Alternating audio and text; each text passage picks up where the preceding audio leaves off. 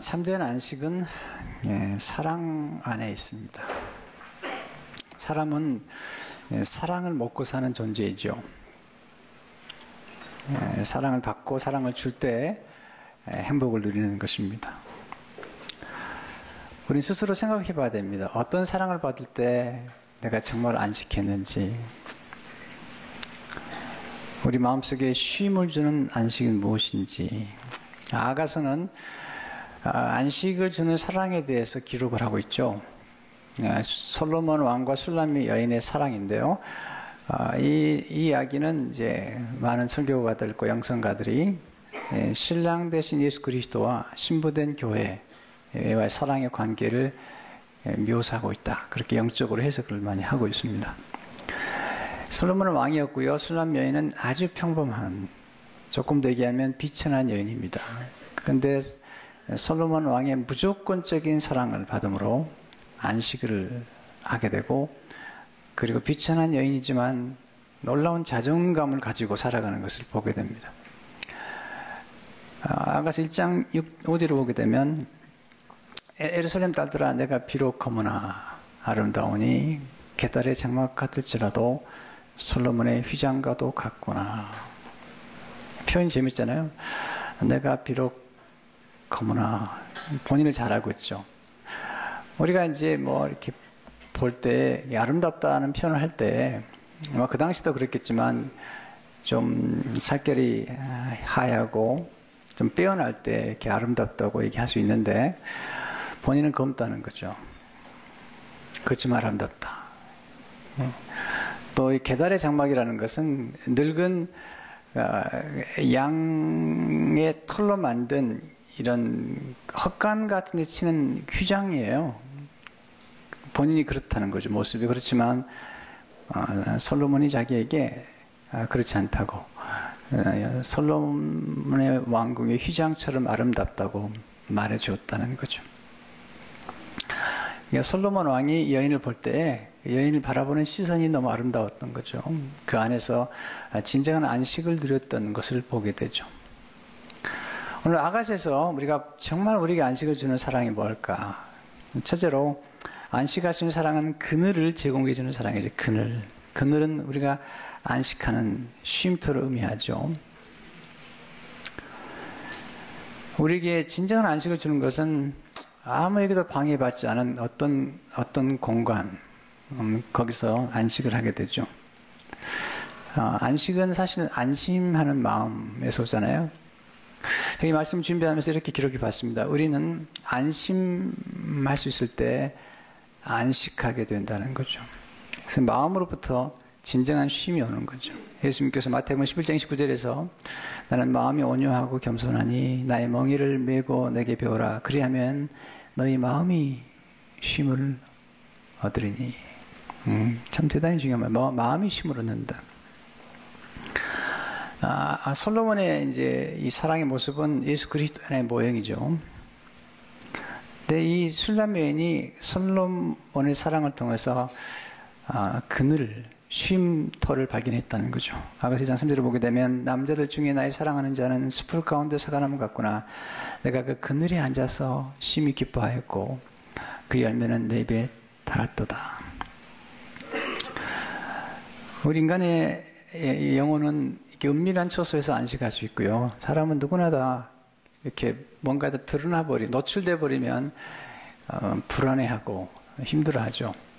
한병철이라는 그 독일의 철학자로 활동하고 있는 분은 이 사회를 투명 사회라고 얘기해 있습니다. 모든 것을 다 이렇게 투명하게 드러내는 것을 좋아하는 사회.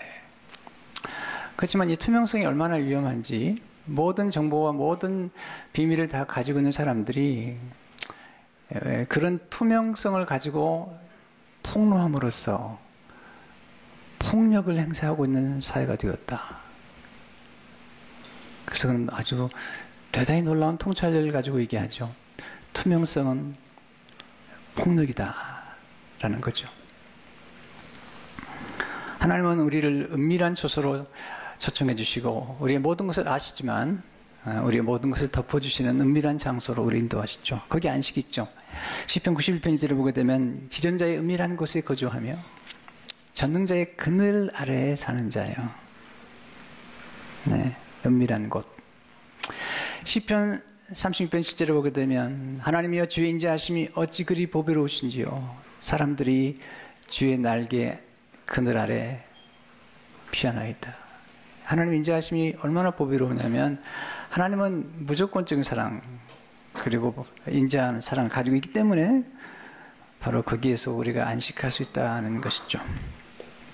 이사야 32장 2절을 보니까 또 그 사람은 이건 예수님을 가리켜요. 광풍을 피하는 곳, 폭우를 가리는 곳 같을 것이며 마른 땅에 냇물 같을 것이며 곤비한 땅에 큰 바위 그늘 같으리니. 사람들은 곤비에 있고 피곤했잖아요. 거기에 진정한 안식을 줄 수 있는 은밀한 처소, 그늘, 날개, 하나님의 은혜라는 거죠. 이사야 4장 6절을 보니까 또 초막이 있어서 낮에는 더위를 피하는 그늘을 지으며 또 풍우를 피하여 숨는 곳이 되리라. 그런데 왜 이런 은밀한 장소가 중요할까요? 둘째로 안식을 준 사랑은 우리의 허물을 덮어주는 사랑이기 때문이죠. 우리의 모든 것을 알고도 우리를 품어주는 그 품, 그 안에서 진정한 안식을 할 수 있죠. 술람여인은 그 품을 너무나 좋아하고 있는 거죠. 오늘 아가서 2장 1절을 보니까 그가 왼팔로 내 머리를 고이고 오른팔로 나를 안는구나. 이건 품이죠. 여러분, 우리가 너무 지치고 피곤할 때마다 우리에게는 누군가의 위로와 사랑의 격려가 필요하잖아요. 아가서 2장 4절 5절을 공동 번역은 이렇게 번역했어요. 사랑의 눈짓에 끌려 연회색에 들어와 사랑에 지친 이 몸 힘을 내라고, 기운을 내라고 건포도와 능금을 입에 넣어주시네. 여러분, 너무 피곤해도 잠이 오지 않습니다. 또 배가 고파도 잠이 오지 않습니다. 우리 인생에서 가장 우리의 모든 무장을 해제하고 우리의 모든 연약함에도 불구하고 우리 자신을 드러낼 수 있는 까닭은 그전 장소는 어딜까요? 그것은 식탁과 침실밖에 없잖아요. 헨리 나우엔은 이렇게 말합니다. 친밀함이라는 책에서 구인들은 앉아서 먹을 때는 무기를 내려놓는다. 먹는다는 것은 평화와 안식을 뜻하기 때문이다. 잠자리에 누울 때는 그보다 더 약해진다. 식탁과 침대는 연약함 중에 사랑이 표현될 수 있는 친밀함의 두 초소이다. 사랑할 때 남자와 여자는 모든 형태의 권력을 벗고 완전한 무장해제 상태로 서로 부둥켜 안는다. 참된 사랑이란 상대방이 있는 모습 그대로 받아줄 뿐만 아니라 상대방에 있는 어두운 그림자까지도 받아줄 수 있는 것. 그게 진정한 사랑이잖아요.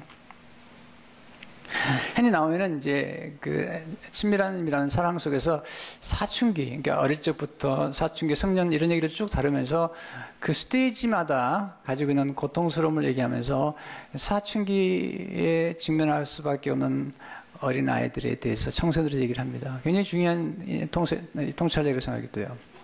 지금 사춘기 아이를 키우고 있는 부모들에게는 굉장히 중요한 메시지일 거예요. 또 앞으로 사춘기가 될 아이를 키우고 있는 자녀도 마찬가지죠. 그래도 놀라운 사실은 이 사춘기에 느끼는 감정이 남자들이 보통 중년의 위기라고 하는 사춘기에 느끼는 감정과 같다는 거죠.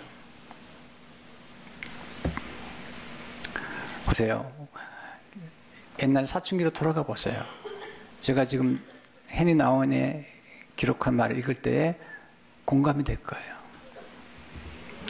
이렇게 얘기하고 있습니다. 지금까지는 주변에서 벌어지는 모든 일에 호기심이 많았고 보고 듣는 모든 새로운 것에 마음이 들떴으나 이제는 자기 내면에서 깊고 낯설고 산만한 감정들을 만나게 된다. 알지 못하는 새롭고 어두운 충동들이 자신을 몰아가는 것이다.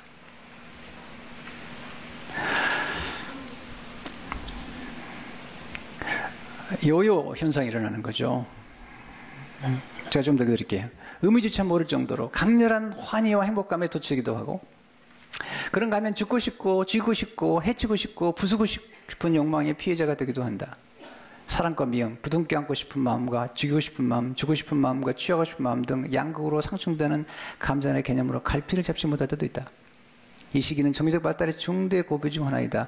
질문이 이것이다. 나는 내면의 갈등을 수용하고 이해할 수 있는가? 분명한 이해를 통해 그 갈등을 정규의식이 성숙하는 기회를 삼을 수 있는가? 여러분, 우리 교회도 다니지만 이 교회에서 우리가 신앙에 대한 잘못된 이해를 가지고 있잖아요. 교회 생활하면서도 많은 사람들이 진정한 기독교의 복음을 알지 못하는 것 같아요. 우린 율법이 아니라 복음에서 살고 있는데 모르는 것 같아요. 여기서 많이 실패를 하거든요. 우리가 사춘기를 지났음에도 불구하고 지금 사춘기를 겪고 있는 아이들의 그 고민과 고통과 그 괴로움에 대해서, 그 어두운 충동들에 대해서 무조건 이해하려고 하지 않고 야단을 치고 우리 이해할 수 없다고 소리치고, 이게 우리 부모들의 생각이 아닌가요? 우리가 분명히 그런 과정을 거쳤음에도 불구하고 우리는 어쩌면 너무나 많은 잘못을 우리 자녀들에게 하고 있는지 모르죠. 자, 조금 더 읽어드리겠습니다. 많이들이 여기서 실패한다. 정교를 그저 깨끗함, 순결함, 안전한 삶 같은 것을 치부하고 마는 경우가 비일비재하다. 흰천에 까만 얼룩을 묻히는 듯한 감정은 모조리 반정교적으로 보인다. 그렇게 되면 강렬한 성충동과 잔인한 공상과 공격적 욕망을 자신에게 허용할 수 없다. 정교는 안 된다고 말한다. 욕하지 말라. 훔치지 말라. 죽이지 말라. 자유하지 말라. 험담하지 말라. 하지 말라. 하지 말라. 하지 말라.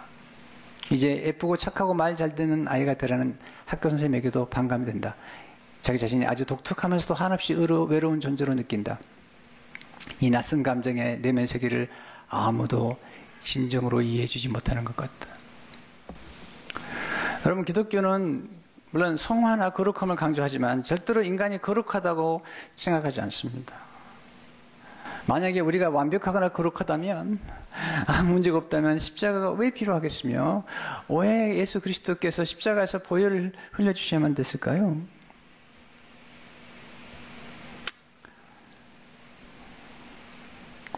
원래 구속하다라는 뜻이 무슨 뜻이냐면, 구속하다라는 뜻은 덮다라는 뜻입니다. 우리 허물을 덮어주는 거죠. 예수님께서 분명히 말씀하셨죠. 마태복음 9장 12절 13절을 보게 되면 예수께서 들으시고 그러시되 건강한 자에게는 의사가 쓸데없고 병든 자에게라 했을 때에 있느니라. 너희는 가서 내 궁의를 원하고 내가 궁의를 원하고 제사를 원하지 아니하노라 하신 뜻이 무엇인지 배우라. 나는 의인을 부르러 온 것이 아니요 주인을 부르러 왔노라 하시니라. 교회는 주인들이 모이는 곳이에요. 여러분, 성숙하다는 것은 뭐죠? 한 인간이 가지는 총체적인 통합적인 인간을 의미하는 거죠. 내 안에 있는 밝은 면과 어두운 면을 함께 끌어안을 수 있는 것. 그렇기 때문에 다른 사람 속에 있는 본인이 말할 수 없고 그리고 드러내고 싶지 않은 그런 그림자, 어두운 그림자를 있는 그대로 이해해 줄 수 있는 사람을 우리는 성숙한 사람이다. 인격자라고 말하죠. 우리 누구나 어두운 그림자가 있습니다. 누구에게나 들키고 싶지 않은 허물이 있는 거죠. 그래서 예수님이 십자가 돌아가셨죠. 이사야 53장 5절을 보면 그가 찔림은 우리 허물 때문이요 그가 상함은 우리의 죄악 때문이라. 그가 징계를 받음으로 우리는 평화를 누리고 그가 채찍이 맞음으로 우리는 나음을 받았도다. 허물을 가리워주는 사람, 그분이 예수 그리스도, 바로 그 십자가죠. 우리가 누군가를 사랑한다면 우리는 허물을 덮어줍니다. 우리가 사랑하지 않을 때 허물을 폭로하죠. 우리는 누구를 사랑하면 반드시 그 사람을 변호합니다. 이유가 있을 거라고. 이유가 있을 거라고. 잠언 10장 12절에 보면 미움은 다툼을 일으켜도 사랑은 모든 허물을 가리느니라. 베드로서 4장 8절에 보니까 무엇보다도 뜨겁게 서로 사랑할지니 사랑은 허다한 죄를 덮느니라.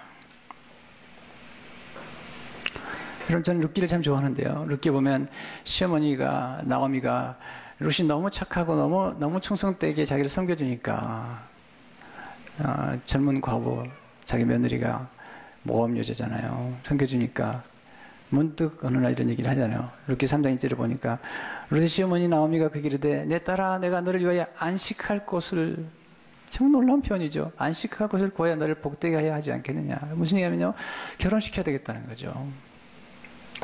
여러분, 진정한 안식은 어디서 올까요? 네, 사랑이 있는데 그 사랑해주는 사람을 만나게 함으로 안식할 홈을 만들어주면 좋겠다. 그런데 룻이라는 여인은 사실은 그 당시에 이스라엘 민족이 봤을 때는 흠이 많은 여자죠. 과부잖아요. 뿐만 아니라 모함 여자입니다.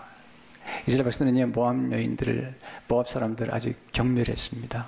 그래서 신명기 13장 3절을 보게 되면 모압 사람과 암몬 사람은 영원히 이스라엘 총회에 들어올 수 없게 되어 있어요. 그런데 룻이 보아스를 만나죠. 보아스에게 이렇게 부탁하죠. 룻기 3장 9절을 보니까 이르되 내가 누구냐 하니 대답하되 나는 당신의 여종 룻이오니 당신은 옷자락을 피워 당신의 여종을 덮으소서. 이는 당신이 기업을 물을 자가 됩니다 하니 당신의 사랑으로 나를 덮어주십시오. 나의 허물을, 나의 과부됨을, 나의 과거를, 나의 이방 여자는 이 허물을 내게 덮어주십시오. 당신과 더불어 안식하고 싶습니다. 여러분, 노아가 술에 취했을 때 수치를 드러내잖아요. 그때 함이라는 아들은 그 수치를 폭로합니다. 근데 야벳, 셈은 뒤로 들어가서 이렇게 옷장을 뒤로 들어가서 아비의 수치를 덮어주죠. 함은 저주를 받고요. 그리고 셈과 야벳은 축복을 받죠. 그게 뭐죠? 바로 그 셈의 후손 가운데 예수님 오셔서 우리의 모든 허물을 덮어주는 거잖아요.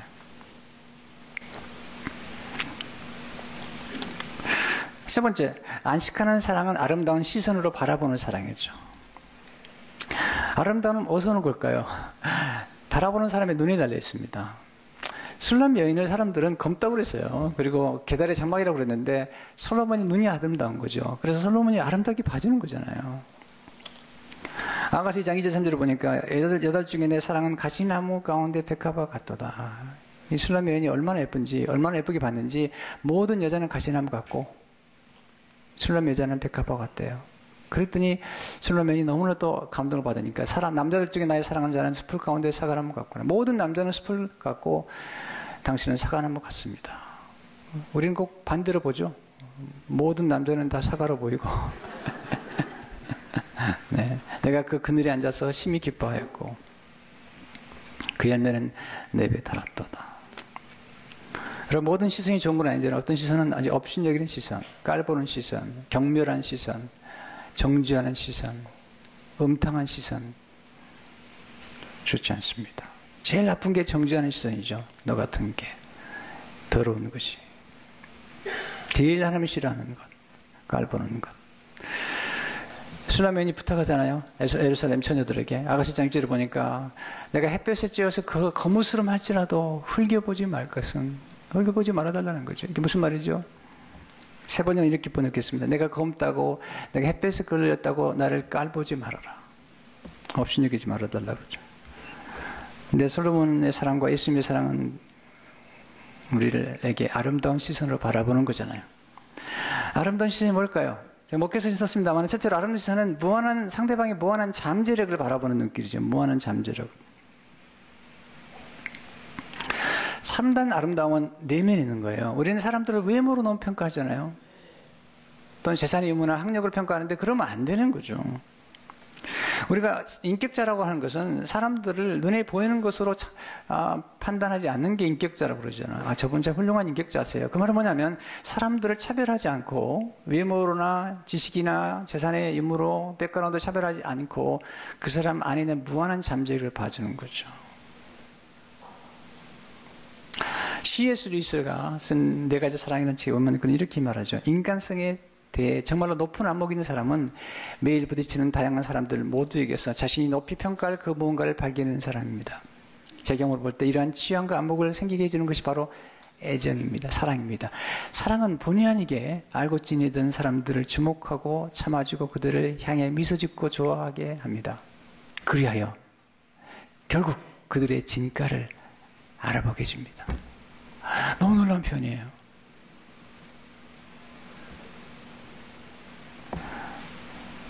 아름다운 시선. 보아스가 룻을 보면서 얘기하잖아요. 나중에 룻기 3장에 보면은 당신은 현숙한 여자라고. 아름다운 눈으로 봐주는 거죠. 무한한 잠재력을 봐주는 거죠. 그런 까닭에 룻이 나중에 보아스가 결혼해서 그가 낳은 아들이 오벳입니다. 그리고 이세를 낳고 그 아래가 오벳이 이세를 낳고 이세가 나중에 딸을 낳고 그리고 예수님이 오시잖아요. 두 번째 아름다운 시선은 상대방의 아름다운 미래를 바라보는 눈길이죠. 미래를 바라보고 있는지. 우리는 다 만들어지고 있는 것입니다. 여러분, 건축하다 보면요, 건축 중인 건물은 흉측합니다. 아름답지 않습니다. 그런데요, 우리는 아름답다고 얘기하죠. 왜?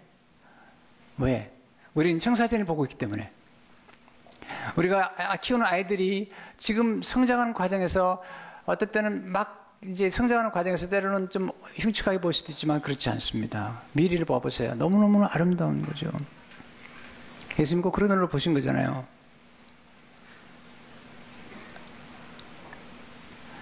아름다운 미래를 좀 보는 거잖아요.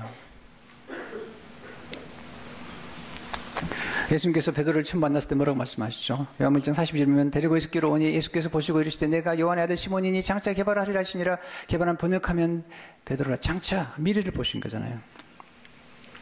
지금 모습만 보면 안 됩니다. 함부로 정죄할 수밖에 없어요. 그러나 저 너머에 있는 예수님께서 베드로의 발을 씻겨주실 때 그 발이 예수님을 3번이나 부인할 발을 알았거든요. 그러나 그 발이 나중에 예수 그리스도를 위해서 순교할 발인 것도 알았던 거죠. 우리는 너무나 단면적으로 보잖아요. 조금만 더 멀리 보시면 달라지잖아요. 빅터 프랭클이라는 내가 너무 좋아하는 작가인데요. 이분이 쓴 책에서 최근에 근 책에서 사랑이란 무엇인가 이런 얘기를 그렇게 하고 있습니다. 사랑이란 누군가를 긍정하는 것이기도 합니다. 그 사람만의 고유하고 유일한 본질을 알아보는 것, 즉 그 사람일 수밖에 없는 존재를 보는 것일 뿐 아니라 그 사람이 될 수 있는 것, 되어야 하는 것까지 함께 봅니다. 그 사람이 현재 있는 모습 그대로의 모습뿐만 아니라 미래의 어떤 모습까지 보는 것입니다. 그러므로 사랑을 하면 눈이 먼다는 것은 말이 되지 않습니다.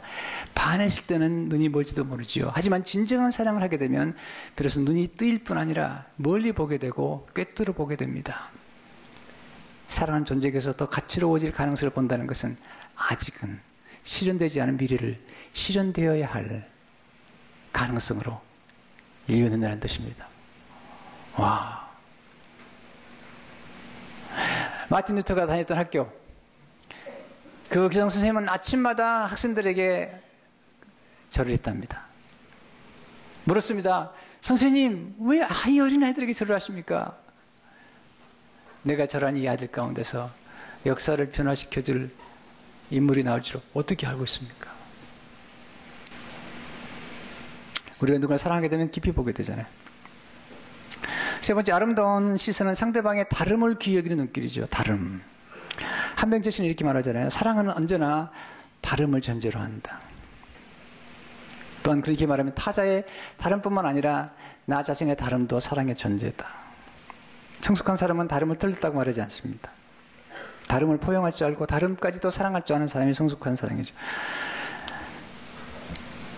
나다나엘이 예수님을 바라봐 예수님에 대한 얘기를 들었을 때 나사렛에서 선한 것이 나겠냐고 그렇게 얘기했어요. 그때 예수님은 그 나다나엘에게 야단치지 아니하시고 이렇게 말씀하시죠. 요한복음 1장 47절에 보니까 예수께서 나다나엘이 자기에게 오는 것을 보시고 그를 가리켜 이르시되 보라 이는 참으로 이스라엘 사람이라 그 속에 간사한 것이 없도다. 다르다. 네 번째, 아름다운 시선은 하나님의 시선으로 사람들을 바라보는 눈길이죠. 하나님은 죄인된 우리를 예수님을 통해서 의인이라고 보세요.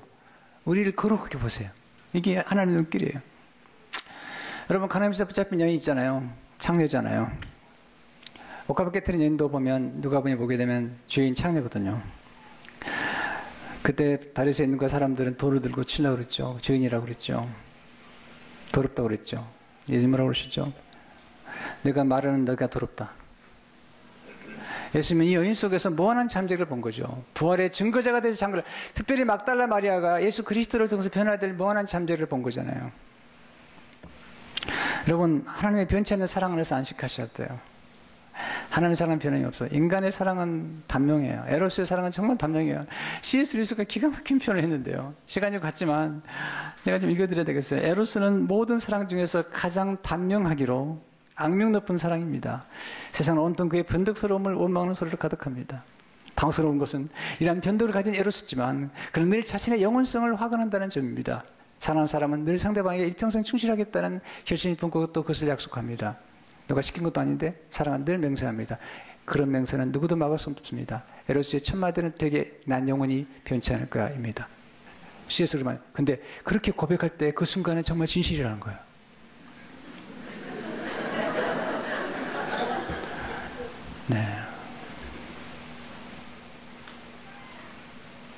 그러니까 우리 인생을 살아가면서 가끔 헤어질 때 당신 그때 사랑할 때마다 거짓말 아닙니다. 진실인데 에로스기 때문에 단명한 겁니다. 조언에는 이렇게 말합니다. 하나님의 사랑 어떤 사랑인가? 성부 하나님의 사랑은 변함이 없는 사랑이다. 우리 날마다 변하지만 하나님의 사랑은 변함이 없다. 만약 우리 속에 있는 것이나 우리 형편에 따라 우리에 대한 하나님의 사랑이 중단될 수 있었다면 하나님은 이미 오래전에 우리를 외면하셨을 것이다.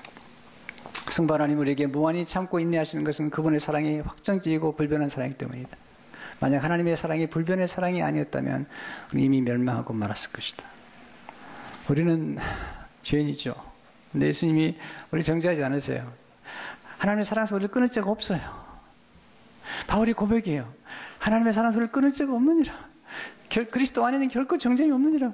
하나님 우리를 하세요. 그리고 우리를 그 십자가의 그 나라를 초청하시고 거기서 우리에게 진정한 안식을 주시면 아니라 우리를 용서하시고 그리고 우리를 새롭게 만들어 가신다는 거죠. 여러분 우리가 그런 사랑을 받았다면 바로 그런 사랑은 하나님으로부터 온 사랑이기 때문에 늘 하나님께 감사해야 됩니다.